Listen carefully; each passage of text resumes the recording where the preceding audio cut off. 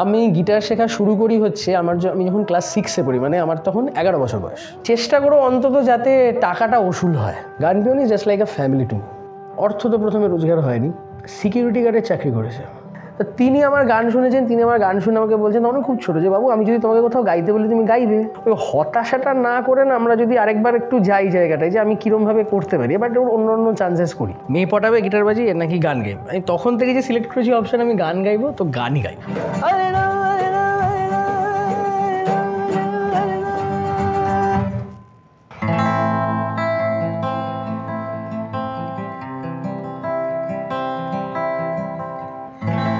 जरा सी दिल में दे जगह तू, जरा सपना ले बना, जरा सा ख्वाबों में सजा तू, जरा सा यादों में बसा। मैं चाहूँ तुझको मेरी जा बेपनाह, फिदा हूँ तुझ पे मेरी जा बेपनाह। वो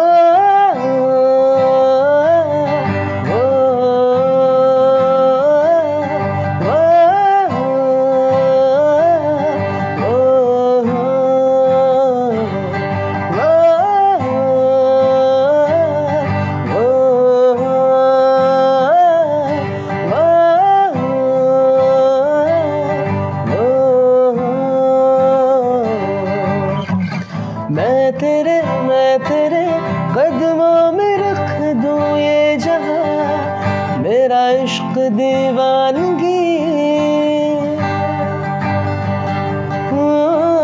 रख नहीं पर्दा कोई मुझसे अजा, कर ले तू मेरा यकीन। मैं चाहूँ तुझको मेरी जा बेपनाह, फिदा हूँ तुझ पे मेरी जा बेपनाह। वो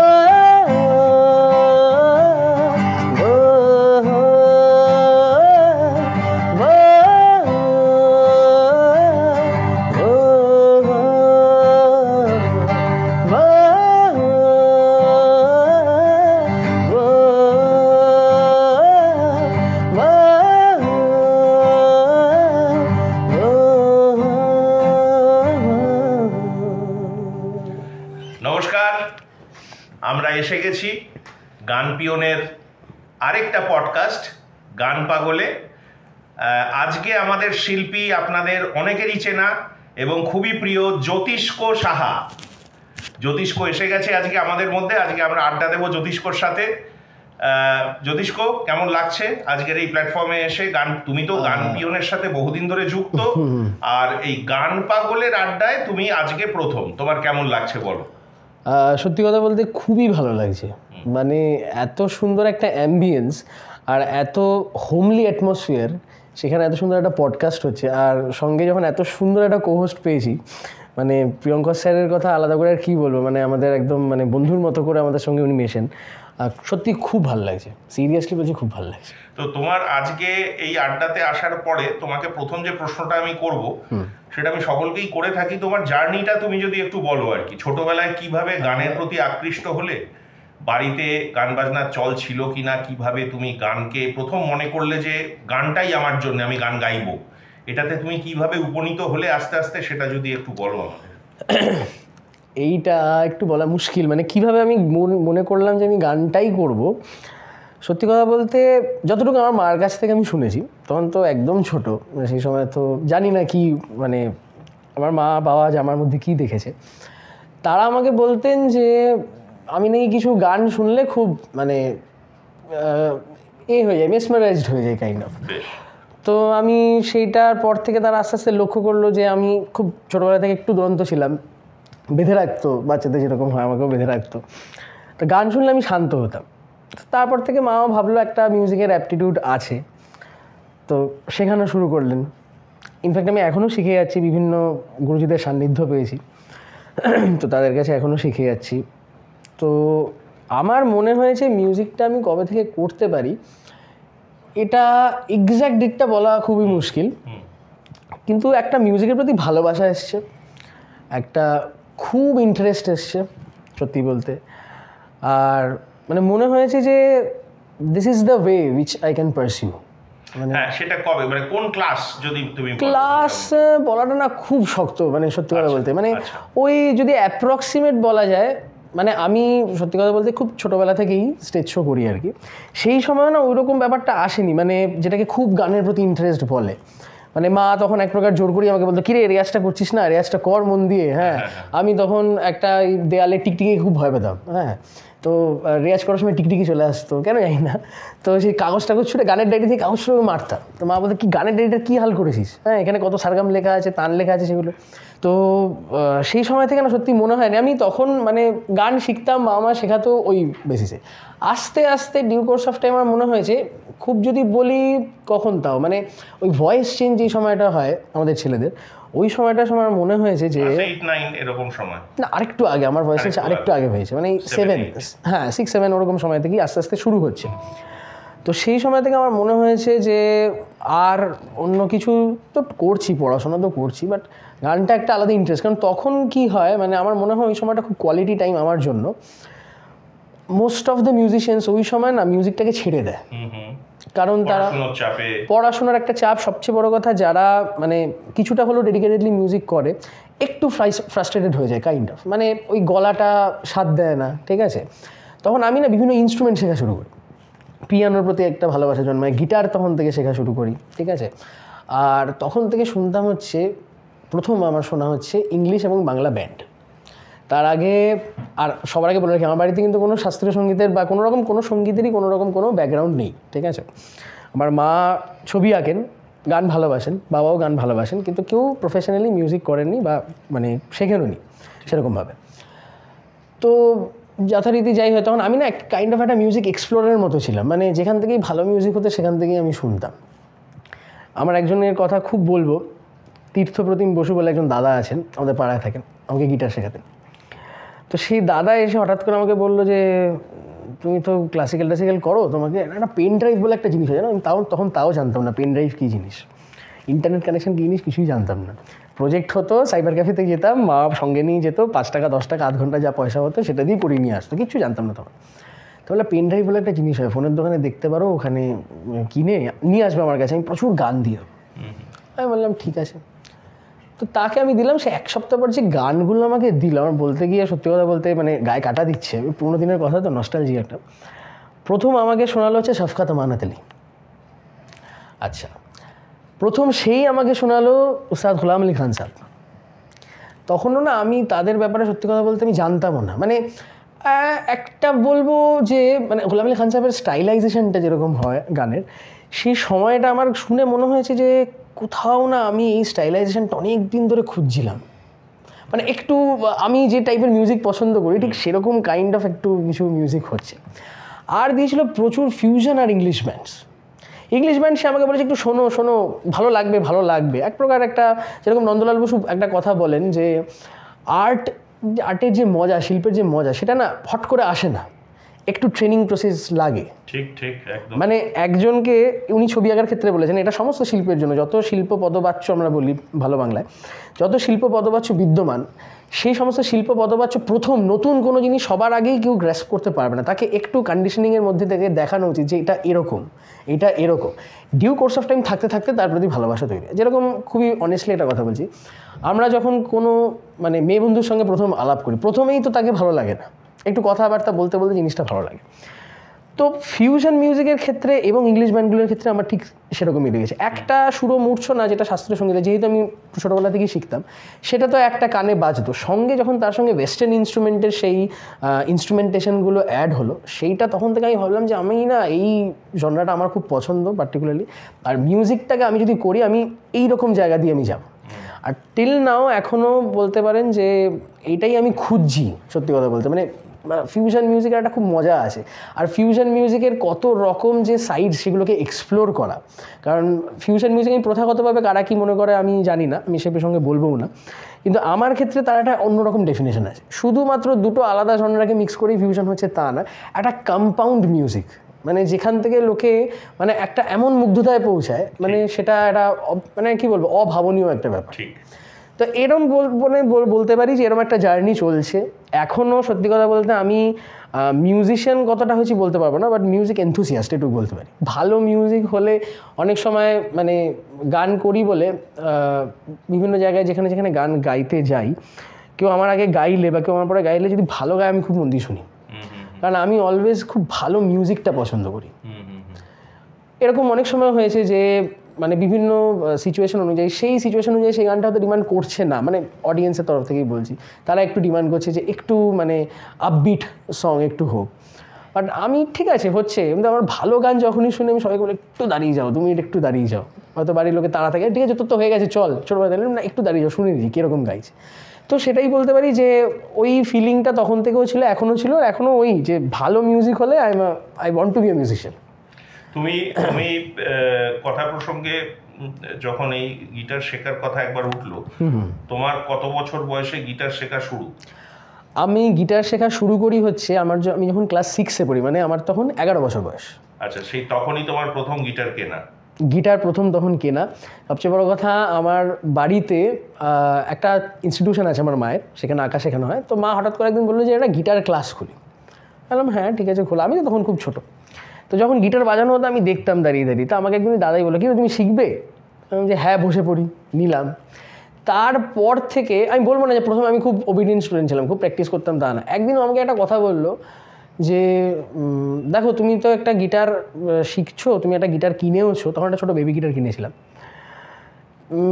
চেষ্টা করো অন্তত যাতে টাকাটা ওসুল হয়। তুমি তো প্র্যাকটিস একদম করো না, টাকাটা যেন ওসুল হয়, এইটুক দেখো, তারপর তুমি ছেড়ে দাও। আমি জানি না ওই কথাটা কীরমভাবে আমার ক্ষেত্রে স্ট্রাইক করলো। তারপর আমি বাজাতাম গিটার, মাঝখানে আবার একটু বন্ধ করেছিলাম, আবার এখন বাজাই।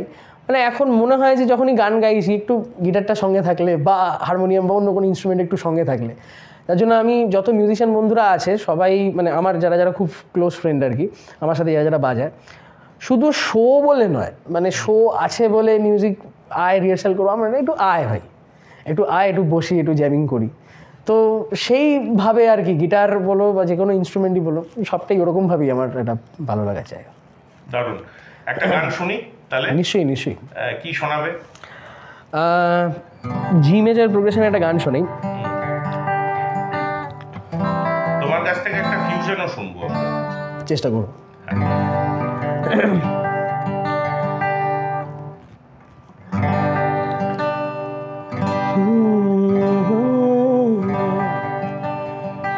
इश्क वो बला है, इश्क वो बला है, जिसको छुआ उसने वो जला है। दिल से होता है शुरू, दिल से होता है शुरू, पर कम वक्त सर पे चढ़ा है। कभी खुद से, कभी खुदा से, कभी जमाने से लड़ा है। इतना बदनाम फिर भी हर ज़बां पे अड़ा है। इश्क की साजिशें, इश्क की बाजियां, हारा में खेल के दो दिलों का जुआ। क्यों तूने मेरी फुर्सत की, कि दिल में इतनी हरकत की, इश्क में इतनी बरकत की, तूने क्या किया? फिर अब मारा मारा मैं, चांद से बिछड़ा तारा मैं, दिल से इतना क्यों हारा मैं, ये तूने क्या किया? सारी दुनिया से जीत के मैं आया हूँ इधर, तेरे आगे ही मैं हारा किया तूने क्या असर।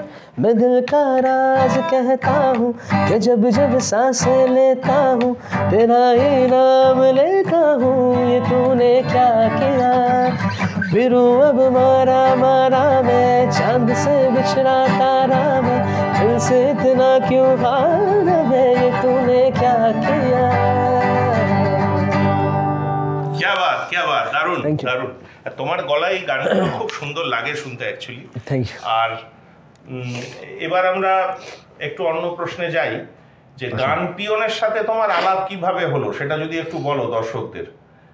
এই রে, আচ্ছা আমি এই রে কারণ কথাটা বললাম, মানে অনেকে হয়তো ভাবতে পারে যে মানে কি এমন পরিস্থিতি হয়েছে, তা না। কারণ তুমি গান পিয়নের সাথে অনেকদিন থেকে যুক্ত এই প্ল্যাটফর্মের সাথে। একদম একদম।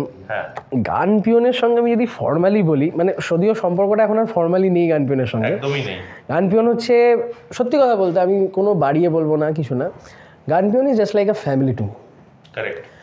বিপ্রদা, কনাদদা, মানে এদের সাথে শুধু এমন নয় যে গান বাজনা ওরিয়েন্টেড কথা, শুধু এরকম না, মানে কেমন আছো, সকালবেলা উঠে ভালো আছো, সমস্ত কিছু মানে একদম ফ্যামিলি মেম্বার যেরকম হয় আর কি।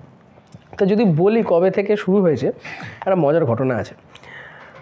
2019 সালে বিপ্রদা আমাকে বলেছিল এটা, 2019 সালে বিপ্রদা আমাকে মেসেজ করে, আর আমি মেসেজটা গিয়ে দেখি 2020 শেষের দিকে। ভয়ঙ্কর, তুমি তো মানে সাংঘাতিক মেসেজ চেক করো আর কি। তার মানে না, ব্যাপারটা হয়ে গেছিল কি, না সেটা না, এখন আমি অনেকটা আপডেট হয়েছি। তখন না আমি মানে ফেসবুকে যে একটা মেসেজ রিকোয়েস্ট আসে, ঠিক আছে, সেটা আমি জানতাম না, ঠিক আছে।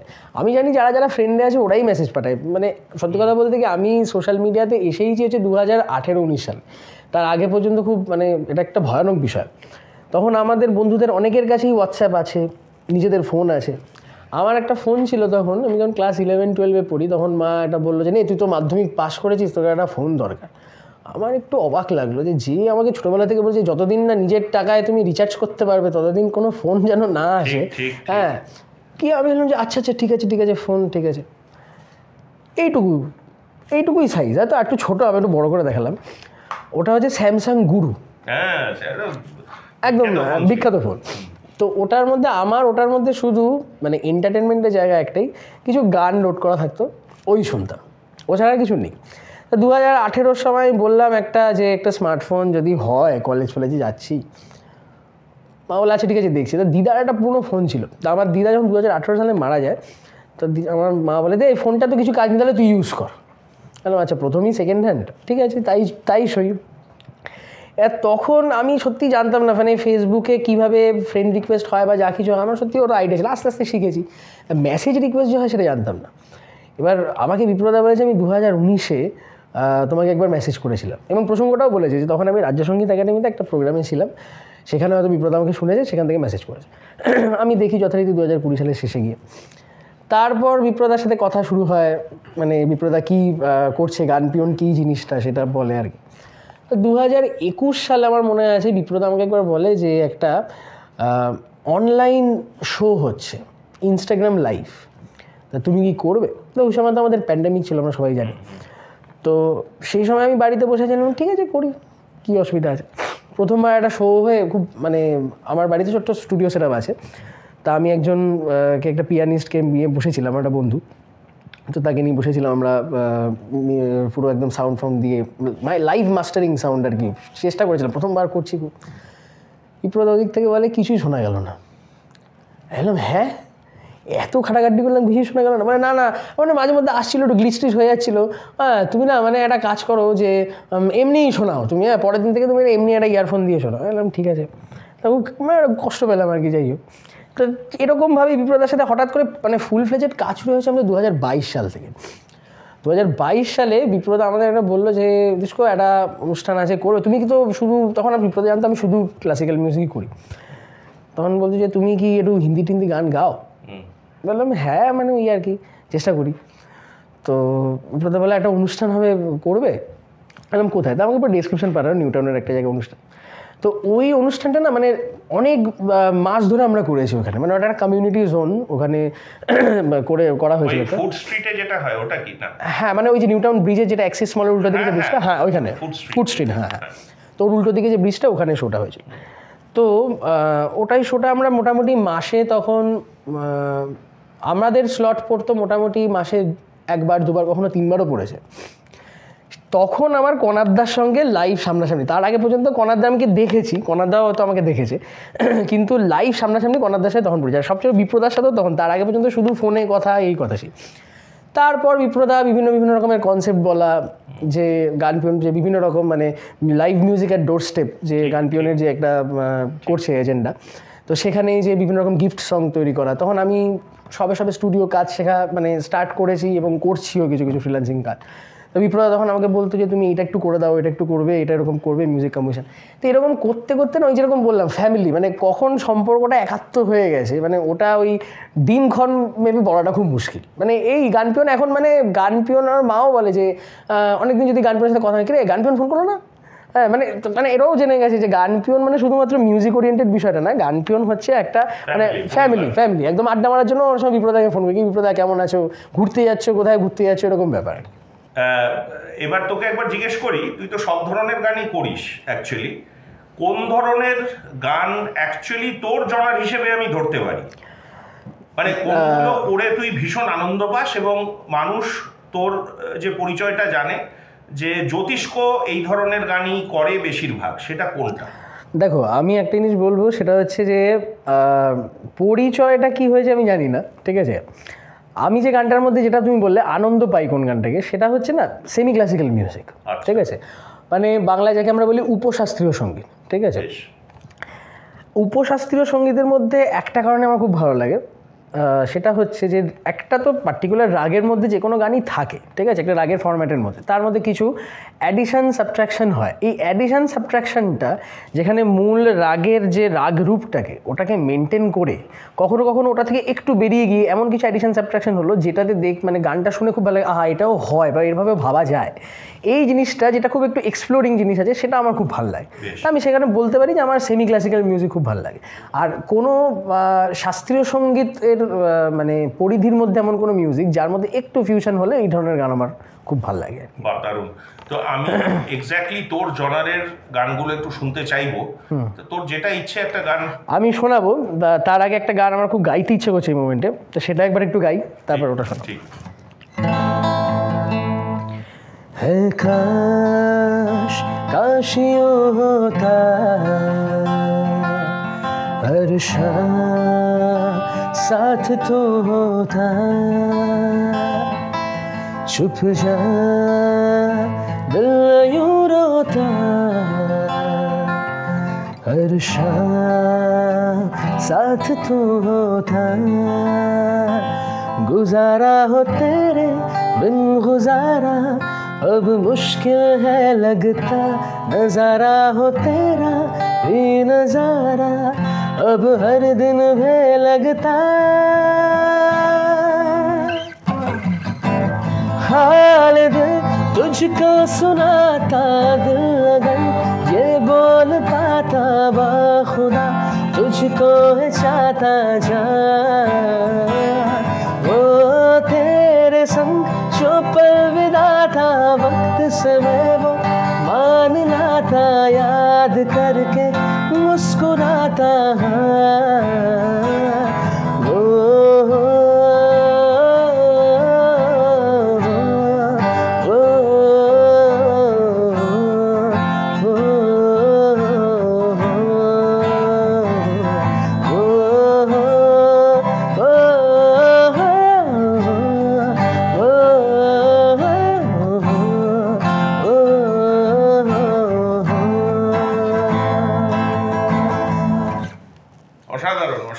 Thank you. হ্যাঁ, খুব ক্যাচি গানটা অ্যাকচুয়ালি। আচ্ছা একটা কথা বল আমাকে, তুই এই যে গান করিস প্রফেশনালি, গানটা কবে থেকে শুরু করলি, মানে you started earning from your profession, এটা কবে থেকে? আমি একটা সত্যি কথা বলবো, গানটা না আমি মানে প্রফেশনালি যদি বলা হয় যে আর্ন কবে থেকে করা শুরু, কারণ আমি মনে করি প্রফেশনালিজম কথাটার সঙ্গে শুধু আর্ন শব্দটা ঠিক নেই। একদম ঠিক। যদি বলা হয় আর্নিং, তাহলে আমি বলি এখনও কিছু কিছু ক্ষেত্রে কিন্তু আমি আর্নিংয়ের বিষয়টাই মানে যদি দেখি খুব ভালো অনুষ্ঠান হচ্ছে আমি যাই, আমি করার চেষ্টা করি, ঠিক আছে।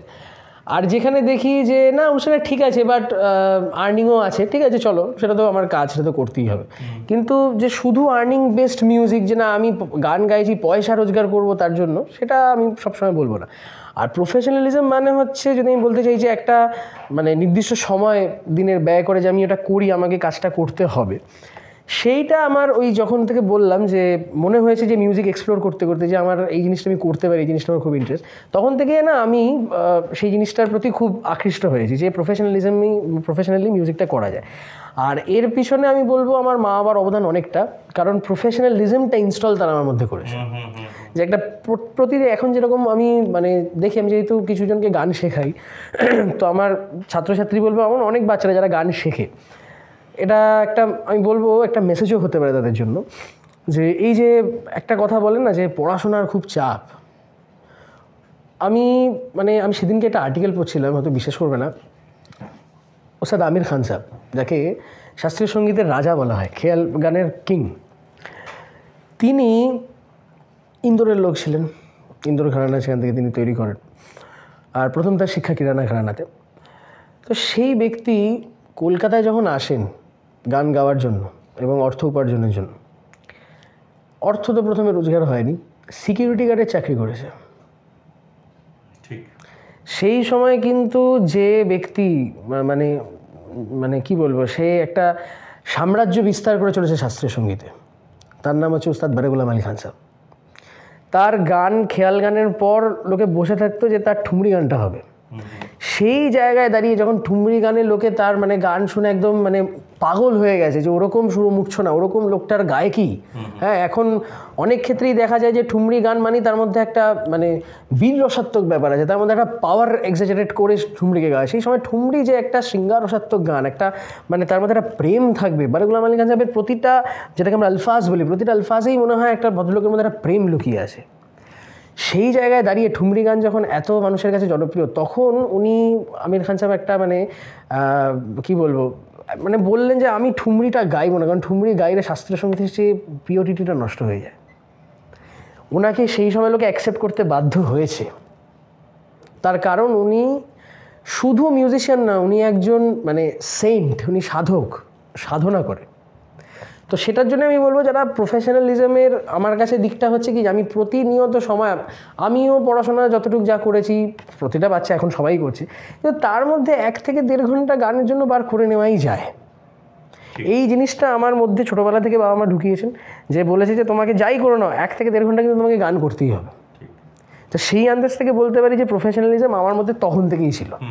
তুই তো পড়াশোনাও তো গানের উপরেই করেছিস। হ্যাঁ, একদম একদম। এবং এখন তুই কি পড়ছিস? এখন আমি মানে পিএইচডি করবার প্ল্যানিংয়ে আছি। আমি রিসেন্টলি ইউজিসি নেট কোয়ালিফাই করেছি, আর গ্র্যাজুয়েশন মাস্টার্স সবটাই রবীন্দ্রভারতী থেকে। মিউজিক নিয়েই? হ্যাঁ, রবীন্দ্রভারতী করবি? একদম একদম। আমার ইচ্ছা আছে মিউজিকোলজি সাবজেক্টের উপরে পিএইচডি করার। আমার গ্র্যাজুয়েশন হয়েছে কণ্ঠসঙ্গীতের উপর, ভোকাল মিউজিক, আর মাস্টার্স হয়েছে ইনস্ট্রুমেন্টাল সঙ্গীতের উপর, মানে যন্ত্রসঙ্গীত আর কি। আর হারমোনিয়াম বাজাতে খুব ভালো লাগে, তো ওটা নিয়েই আর কি মাস্টার্সে পড়াশোনা করা। দারুণ, থ্যাংক ইউ।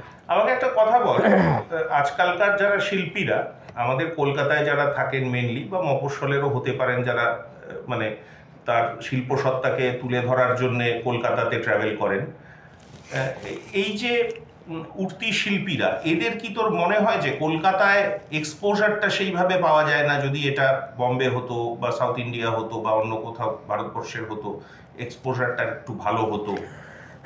কলকাতায় কি কোনো মানে কম কিছু তোরা করিস, মনে করিস যে এই জায়গাগুলো একটু কম আছে?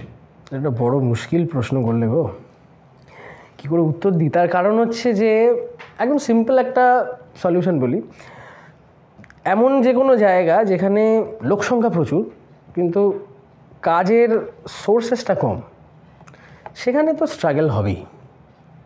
মানে চার্লস ডারউইনের কথা, স্ট্রাগল ফর এক্সিস্টেন্স। তো সেখানে তো আর সার্ভাইভাল অফ দ্য ফিটেস্ট, যে ফিট সে সার্ভাইভ করবে। এবার ফিট হওয়ার জন্য অনেক রকম পদ্ধতি আছে, মানে স্কিল এনহান্সমেন্ট, ঠিক আছে, গুড ডিলিংস সেইগুলো থেকে।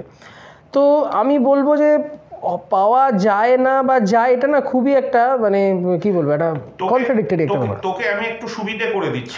আমার বক্তব্যটা হচ্ছে স্কোপ বা এই যে মিউজিক যে হয়, মিউজিক ইন্ডাস্ট্রি, এর ওপরে যে ইনভেস্টমেন্ট, আমি সেগুলো বলছি। আমি বুঝতে পেরেছি, কিন্তু ব্যাপারটা যে কি বলতো, মানে দেখো যেখানে গান বাজনার চল আছে, মানে এমন তো বলতে পারবো না যে কলকাতায় গান বাজনার চল নেই। একদমই আছে। তার কারণ হচ্ছে আমরা তো ছোটবেলা থেকে অন্তত বাঙালি বাড়িতে প্রত্যেকেই গান শিখেছে হারমোনিয়াম। আর সত্যি কথা বলতে আমাদের এই মোমেন্টে বলিউড, যার নাম তুমি করলে, বলিউড মিউজিক ইন্ডাস্ট্রিতে প্রচুর সিঙ্গার মিউজিশিয়ান, তারা কিন্তু সবাই বাঙালি। ঠিক। আমি যদি নাম নিয়ে বলি, শ্রেয়া ঘোষাল ম্যাম, অরিজিৎ সিং, প্রীতম, সবাই বাঙালি। তারা তো মানে এখান থেকেই তাদের রুটস উঠেছে, তারপর তারা ওখানে গিয়ে করছে। সুতরাং কাজ মানে স্কোপ নেই বলাটা খুবই ভুল কথা, কিন্তু ওইটাই যে যেখানেই পপুলেশনটা বেশি হয়ে যাবে এবং কাজের সোর্সেসটা কম হয়ে যাবে, এটা একটা স্টেট অফ পিরিয়ড বলতে পারি। এটা যে মানে ভবিষ্যতে হবে না বা হবে এটা বলা যায় না, হতেও পারে নাও হতে পারে, কিন্তু কথাটা হচ্ছে যেখানেই ওটা হবে সেখানে তো একটা স্ট্রাগল হবে। কিন্তু যদি মনে হয়, আমি এইটুক বলতে পারি অবভিয়াসলি যে আমাকে তো ফিট হতে হবে, কন্ডিশন যেরকমই থাক না কেন। মানে সবসময় যে কাজ হবে বা সবসময় যে কাজ পাবো এই গ্যারান্টিও যেরকম নেই, আবার যে কাজ একদমই পাবো না তারও গ্যারান্টি নেই। ছোটো ছোটো করে পেতে থাকতে হবে। কিন্তু ওইটাই যে আমার ছোটোবেলা থেকে আমরা যেটা শিখেছি যে কোনো কাজ ছোটো নয়, এবং কোনো প্ল্যাটফর্মে, মিউজিকের ক্ষেত্রে বলছি, কোনো প্ল্যাটফর্ম ছোটো নয়। আচ্ছা, কে বলতে পারে যে আমি ধরো আজকে কারোর একটা বাড়িতে গিয়ে গান গাইছি, আমি তো বাড়ি শুনে অনেকের কথাই বলছি, অনেকে তো নাকশিট করবে যে না বাড়িতে এছাড়া অন্য একটা প্রোগ্রাম পেয়ে গেলে না একটু মানে ভালো হতো। কিন্তু সেই জায়গাটায় যদি আমি বলি যে এমন একজন ব্যক্তিত্ব সেই বাড়িতে এসছে, বলা তো যায় না কোথায় স্কোপ লুকিয়ে আছে বা কোথায় চান্সেস লুকিয়ে আছে। আমি একটা ছোট্ট গল্প বলি। আমি এখন ক্লাস 7-এ পড়ি, আমি একজনের বাড়িতে একটা অনুষ্ঠান করতে গেছিলাম, ঠাকুরের মন্দির উদ্বোধন হবে তার বাড়িতে, আনন্দময়ী মা। তো সেইখানে আমি জানতামও না, সে অনুষ্ঠানে উপস্থিত ছিলেন শাশ্বতী গুহ ঠাকুরতা, মানে আমাদের টিভি জগতের প্রথম অ্যাঙ্কার। তো তিনি আমার গান শুনেছেন, তিনি আমার গান শুনে আমাকে বলছেন, তখন খুব ছোটো, যে বাবু আমি যদি তোমাকে কোথাও গাইতে বলি তুমি গাইবে? আমি বলেছি হ্যাঁ। আমার বাড়িতে ভাবছি জানিস কথাটা কত মানে হতে পারে হয়তো, আমি তো সত্যি কোনো আইডিয়া নেই। চিনিস? হ্যাঁ, একদমই। তো সেই সময় উনি আমাকে প্রথম দূরদর্শনে গাওয়ার সুযোগ করেছিলেন। এবার এইখান থেকে আমি কি করে বলতে পারি যে মানে স্কোপ নেই বা চান্সেস নেই? চান্সেস আমি বলবো লুকিয়ে আছে, খুঁজে নিতে হবে এবং সবার আগে নিজেকে ফিট হতে হবে। কারণ আমি একদিন সোনু নিগমজির একটা পডকাস্ট শুনছিলাম, খুব ভালো লেগেছে। উনি একটা কথা বলেছেন যে চান্সেস আসে দেরি করে, ঠিক কথা, কিন্তু যখন আসে না বন্দে ভারতের স্পিডে কিন্তু কিন্তু তার জন্য কিন্তু নিজেকে প্রিপেয়ার করা। কারণ এই কথাটা আমি বলবো, এই কথাটা এপিজে আব্দুল কালামও বলেছেন যে adversity always presents opportunities for introspection. আজকে যদি আমার সাথে এমন কিছু না হয় যেন আমার লাখ সাথ দিচ্ছেন আমার সঙ্গে, তার মানে না আমি আরেকবার রিমাইন্ড করি যে আমার কিছু একটা গন্ডগোল তো হচ্ছে, আরেকবার দেখি না খুলে। আমরা ধরো আমি আজকে খুব যেটা বললাম মিউজিক প্রোডাকশনের কাজ এখনও শিখছি, করি, খুব ইন্টারেস্টিং কাজ। তো সেখানে অনেক সময় ড্রাম ম্যাপিং বা গিটার স্কোরিংয়ের সময় মনে হয় যে কেন লাগছে না, আমি যদি ওখানটায় রেদা আমার না লাখ সাথ দিচ্ছেন। এটা লাখ সাথ দেওয়ার কিছু নেই, কিছু একটা ভুল করেছি। অঙ্ক করতে গিয়ে যদি অঙ্কর উত্তরটা না মেলে তার মানে কিছু একটা ভুল করেছি, তার মানে গিয়ে চেক করতে কি অসুবিধা? এইটাই হচ্ছে আমাদেরকে খুব মানতে হবে যে যখনই আমাদের মধ্যে কাজ নেই বা একটা হতাশা, ওই হতাশাটা না করে না আমরা যদি আরেকবার একটু যাই জায়গাটায় যে আমি কীরকমভাবে করতে পারি, এবার অন্য চান্সেস করি বা কীরকমভাবে আরও এক্সপ্লোর করা যায় জিনিসটা। চান্স যখন আসার এমন সময় আসবে না, তখন আমার কাছে ওয়েপন যেন রেডি থাকে, এটাই আমার বক্তব্য। সুতরাং আমি এই কথাটা খুব একটা মানিও না যে কোথায় কাজ বেশি আছে কাজ কম আছে। আর একটা কথা কি বলতো, যে আজকে একটা লোক তুমি যেটা বললে বম্বেতে স্কোপ বেশি, যদি আমি বম্বেতে যাই, আমি আমার কথা বলে আমার তো কোনো চেনা জানা নেই। আমাকে তো একটা প্রথম জায়গাটা প্রাইমারি স্ট্রাগল, থাকা খাওয়া তার খরচা। আমি কলকাতায় বসে আর এখন সোশ্যাল মিডিয়া এত উন্নত হয়ে গেছে, সোশ্যাল মিডিয়ায় যারা নতুন বাডিং মিউজিশিয়ান, আমি ইনফ্যাক্ট আমি নিজেও, মানে আমার যারা বন্ধুরা বা আমার যারা জুনিয়র, তাদেরকে আমি এটা বলবো, যারা আমার বন্ধু তারা তো জানেই বিষয়টা, এখন জুনিয়ররাও জানে, যে তারা সোশ্যাল মিডিয়াটাকে ইউজ করুক না গানের জন্য। লোকে সোশ্যাল মিডিয়া করে ওয়ার্ক ফ্রম হোম খুঁজে নিচ্ছে, তারা গানের জন্য করতে পারবে না, সেটা করুক না। ভালো হোক খারাপ হোক, লোকে দুদিন দেখবে না, 3 দিনের দিন অবশ্যই দেখবে। ওই অ্যাওয়ারনেস ক্যাম্পেনের মতন লোকে দেখবে জিনিসটা, যে করছে দেখি শুনি। তো ওটাই আমি বলবো যে স্কোপ আছে সব জায়গায়, খুঁজে নিতে হবে। বাহ, দারুণ। আমরা আরেকটা গান শুনি, একদম। তারপরে আমরা আমাদের এই আড্ডার অনুষ্ঠানের প্রায় শেষ পর্বে পৌঁছে যাব। আচ্ছা। আমরা গানের পরে একটা ছোট্ট কিছু পার্সোনাল প্রশ্ন আমি করব, খুব আচ্ছা। মজাদার প্রশ্ন। আচ্ছা আচ্ছা সেই প্রশ্নগুলোর উত্তর আমরা নেব, আচ্ছা তারপরে আমাদের আড্ডা আজকের মতো শেষ হবে। তো আপাতত একটা গান কি শুনবো? আচ্ছা, তুমি আমাকে একটু আগে বললে যে আমার ফেভারিট জনরার একটা গান, হ্যাঁ, তো রাহাত ফাতে আলি খান সাহেবের একটা গান গাওয়ার চেষ্টা করছি। অসাধারণ। ওটাও মানে ছায়াছবিরই গান, দেখি চেষ্টা করে দেখি একবার। দগাবাজ রে দগাবাজ রে তোরে নैना बड़े दगाबाज रे देरे ना देरे ना देरे देरे ना ना देरे ना देरे ना देरे देरे ना ना देरे हो तोरे नैना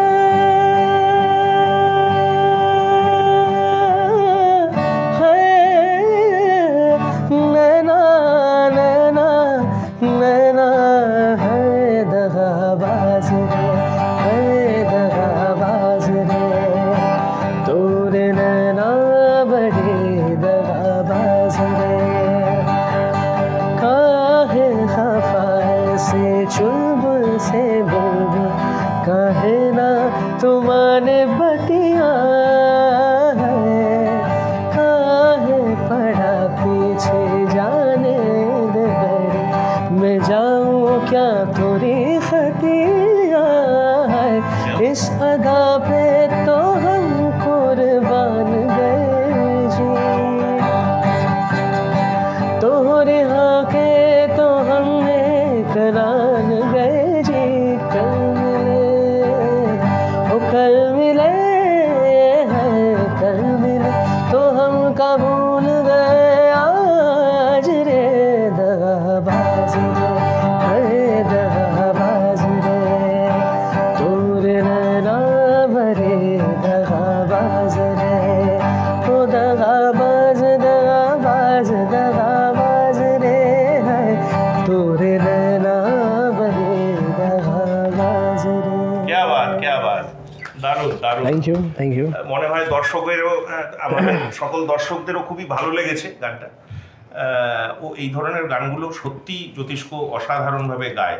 এবার জ্যোতিষ্ক, আমরা কিছু পছন্দের, ব্যক্তিগত পছন্দের কিছু প্রশ্ন আমি করছি আর কি। আচ্ছা, তাহলে একটু গিটারটা রেখে নি, পছন্দের প্রশ্ন। কিছু আচ্ছা, উত্তর হয়তো হ্যাঁ বা নাতে হবে। আচ্ছা। কিছু উত্তরের জন্য আমরা তোমার দিকে তাকিয়ে থাকবো, তুমি উত্তর দাও। আচ্ছা, প্রথম প্রশ্ন হচ্ছে, তোমার এই মিউজিক্যাল ক্যারিয়ার যবে শুরু হয়েছিল, কোনোদিনও কি কোনো মেয়েকে ইমপ্রেস করার জন্য তুমি গিটার বাজিয়ে গান করেছো? একদম না, একদম না। কারণ যে আমাকে গিটার শেখায় সে একটা কথা বলে যে দুটো অপশান দেয় আমাকে, যে মেয়ে পটাবে গিটার বাজিয়ে নাকি গান গাইব। আমি তখন থেকে যে সিলেক্ট করেছি অপশান আমি গান গাইবো, তো গানই গাইবো। তাহলে একটু উল্টো করে তোমায় জিজ্ঞেস করি, আচ্ছা, তোমার এই গান এবং গিটার একসাথে বাজানো, এটা তো তুমি অসাধারণ যেটা পারফর্ম করো, সেটা দেখে মেয়েরা কি প্রেমে পড়েছে তোমার? সত্যি কথা বলতে আমি না নোটিস করিনি। তার কারণ হচ্ছে আমি যখন পারফর্ম করি আমার ডেডিকেশনটা মিউজিকের দিকেই থাকে। মানে হ্যাঁ, এবার অডিয়েন্স থেকে কোনো রকম যদি একটা কোনো মানে অ্যাপ্রেজাল আসে বা কোনো একটা কিছু আসে যে না ভালো হচ্ছে জিনিসটা, ওকে ঠিক আছে। এবার সেটা মেয়ে যদি কারোর ইন্টারেস্ট হয় তার ব্যক্তিগত ব্যাপার, মানে আমি জানো না বলতে চাই। আমি জানি না। বাহ, বেশ, নিলাম আমি। হ্যাঁ, যদিও এটা আমি আচ্ছা এখন রিলেট করব সেটা অন্য কথা, কিন্তু আপাতত আচ্ছা নিলাম। আচ্ছা ঠিক আছে। তুমি বেড়াতে যেতে ভালোবাসো? খুব। পাহাড় না সমুদ্র? সমুদ্র ভাল লাগে, বাট পাহাড়। পাহাড় কারণ ওই সাইলেন্সটা না আমার খুব টানে আমাকে। আমরা এই শহরের মধ্যে তো থাকি, চারিদিকে বাস ট্রামের আওয়াজ, তার থেকে একটু নিরিবিলিতে থাকতে মানে সেই, আর অল্টিটিউড একটা জিনিস, আমার অল্টিটিউড খুব ভালো লাগে। আর ঠান্ডা 3 নম্বর প্রশ্ন। শীত কাতুরে আমি খুব, এবং শীতটা ভালোও লাগে। তো সেই ঠান্ডার মধ্যে বসে অল্টিটিউডটায় বসে সেই একটা সিরেনিটি এনজয় করতে করতে চা বা কফি, ওটা খাওয়ার একটা মজা আছে। সমুদ্র খুব ভালো লাগে, বলবো না ভালো লাগে না, কিন্তু পাহাড়টা আমি একটু এগিয়ে রাখবো সমুদ্রের থেকে। তুমি সিনেমা দেখো? হ্যাঁ, মোটামুটি। তোমাকে যদি আমি বলি বেছে নিতে শ্রী সত্যজিৎ রায় এবং শ্রী মৃণাল সেনের মধ্যে, তুমি কাকে বেছে নেবে অ্যাজ এ ডাইরেক্টর? আবারও কঠিন প্রশ্ন। দুজনকেই।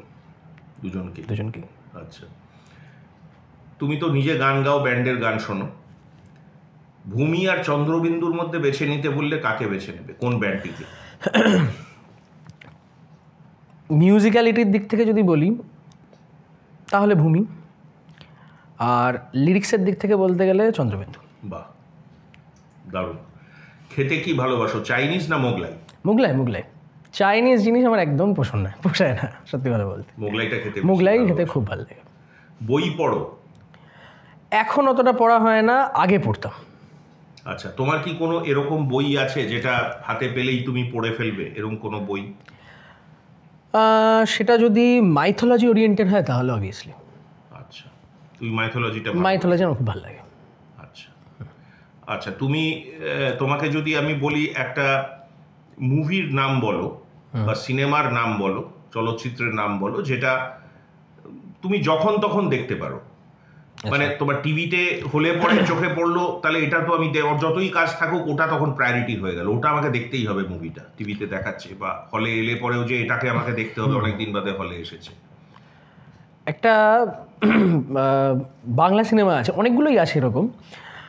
এটা নয় যে মানে কাজ থাকলে দেখবো এরকম না, মানে ফ্রি টাইমেই দেখি, কিন্তু ওটা দেখতে খুব ভালো লাগে। বাংলাটারই নাম বলি, সেটা হচ্ছে মৌচাক। খুব ভালো লাগে, দারুণ।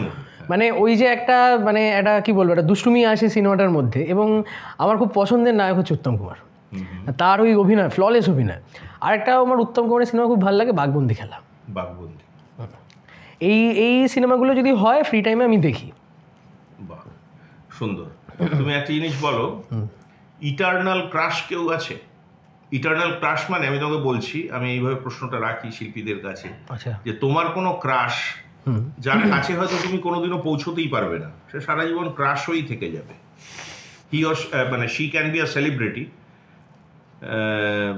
বা অন্য যে কোনো জগতের যে কেউ হতে পারে। এইটা না, আমার না বলাটাই বেটার। বিতর্কিত হয়ে যাচ্ছে। বিতর্কিত হতেও পারে। আচ্ছা, ওই জন্য আমি এই প্রশ্নটা আমি মানে খুব চাইলেও বলতে পারবো না।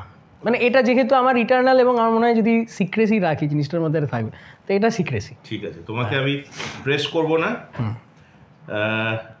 প্রিয় গায়ক যদি বলি বাংলা গানের, তুমি কাকে রাখবে? বাংলা গানের প্রিয় গায়ক মানে জনরা ইন্ডিপেন্ডেন্ট তো?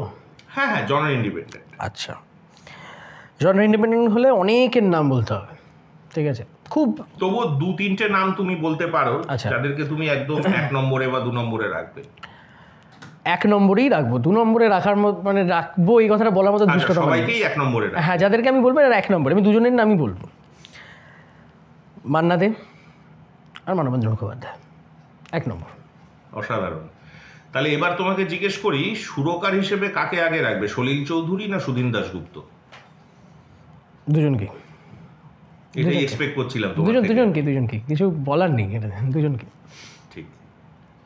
ঠিক আছে, আমাদের আজকের অনুষ্ঠান প্রায় শেষ পর্যায়ে। আচ্ছা, তোমাকে আরেকটা প্রশ্ন আমি এটা সকলকে করে থাকি, তোমাকেও করি। সেটা হচ্ছে, গান পিয়নের মঞ্চে তুমি এসেছো, গান পিয়নের সাথে তুমি অনেক দিন ধরে যুক্ত, আজকের এই পডকাস্টে গান পাগলে তুমি এসেছো। তোমার দিক থেকে কোনো সাজেশন আছে বা কোনো নতুন কিছু করার চিন্তা ভাবনা যেটা গান পিয়নকে এগিয়ে যেতে আরো সাহায্য করবে? তুমি যদি কিছু বলো। গান পিয়ন অলরেডি যেগুলো করছে সেটা খুবই অভিনব কনসেপ্ট, মানে আর্টিস্ট ম্যানেজমেন্ট, মানে live music at door steps, এগুলো সত্যিই খুবই মানে একটা ইন্টিগ্রেটেড প্ল্যাটফর্মের মতো গান পিয়ন কাজ করছে।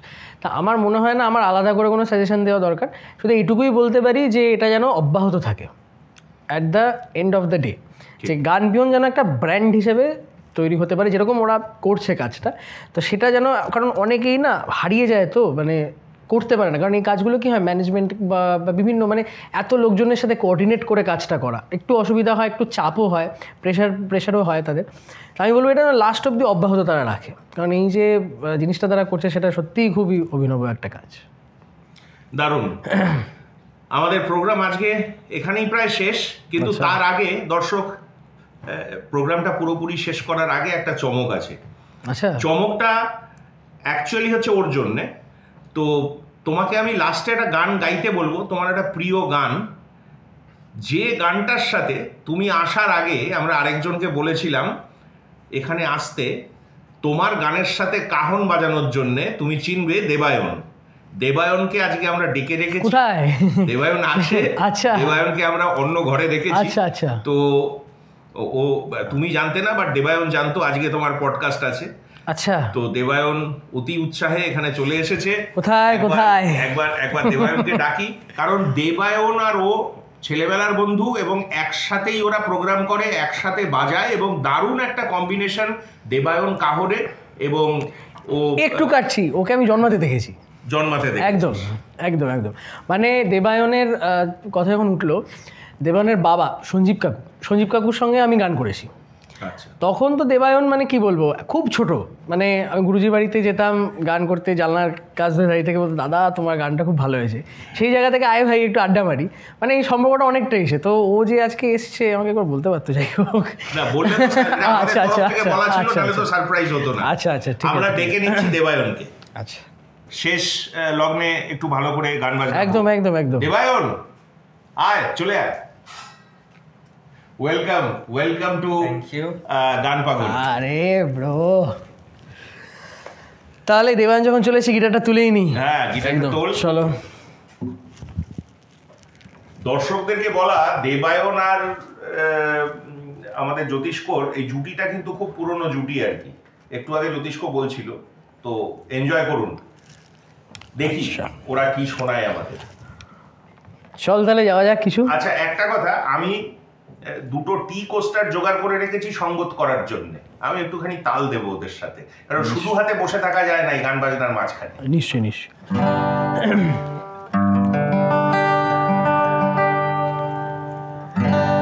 हुस्न जाना कि तारीफ हुस्न जाना कि तारीफ आफरी आफरी आफरी आफरी तू भी देखे अगर तो कहे हम नशी आफरी आफरी आफरी आफरी हुस्न जाना कि तारीफ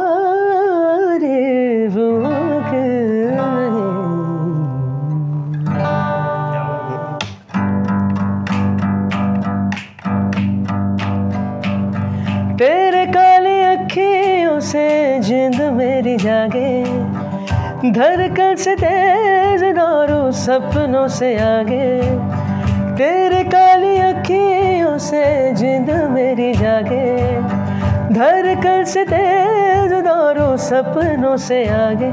अब जा लुट जाए ये जहां, छूट जाए संग प्यार रहे, मैं रहूं यार हूँ सजदा तेरा सजदा करूँ मैं तेरा सजदा, दिन रहन करूँ ना ही चैन करूँ सजदा तेरा सजदा करूँ मैं तेरा सजदा, दिन रहन करूँ ना ही चैन करूँ। राजना नैनों से तीर चल गए, साजना सांसों से तीर चल गए। जरा से मिला दे सजना करूं, जरा ख्वाब सजा दे दिल रहने कर, जरा से मिला दे जरा ख्वाब सजा, तेरा मेरे दौले अब जा लूट जाए ये जहां, छूट जाए सब प्यार रहे, मैं रहूं यार हूँ सजना तेरा सजना करूँ मैं तेरा सजना, दिन रहन करूँ ना ही चैन करूँ सजना तेरा सजना, रगवान करूँ ना ही चैन करूँ।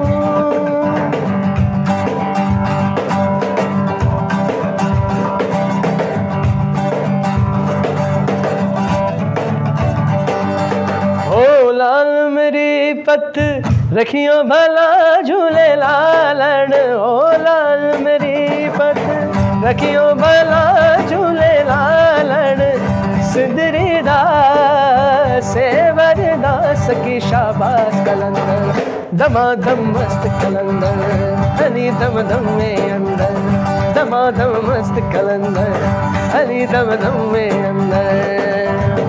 चार चराग तेरे वर्ण हमेशा, चार चराग तेरे वर्ण हमेशा, पंजवा में बारण आई भला झूले लालन, हो पंजवा में बारण आई भला झूले लालन, सिंदरी से बरदास की शाबाश कलंदर, दमादम मस्त कलंदर, हनी दम दम में अंदर, दमादम मस्त कलंदर, हनी दम दम में अंदर।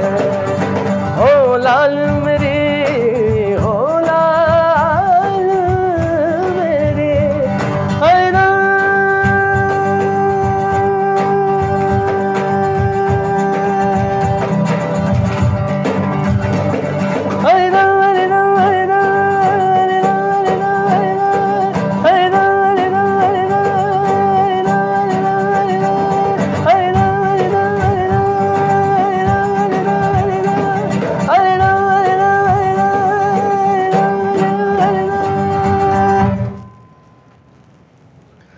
কেমন লাগলো জানাবেন। জ্যোতিষ্ক দেবায়ন একসাথে আজকে আমাদের গান পিয়নের আড্ডা এখানেই শেষ হলো। গান পাগলের মঞ্চ থেকে সকল দর্শক বন্ধুকে নমস্কার।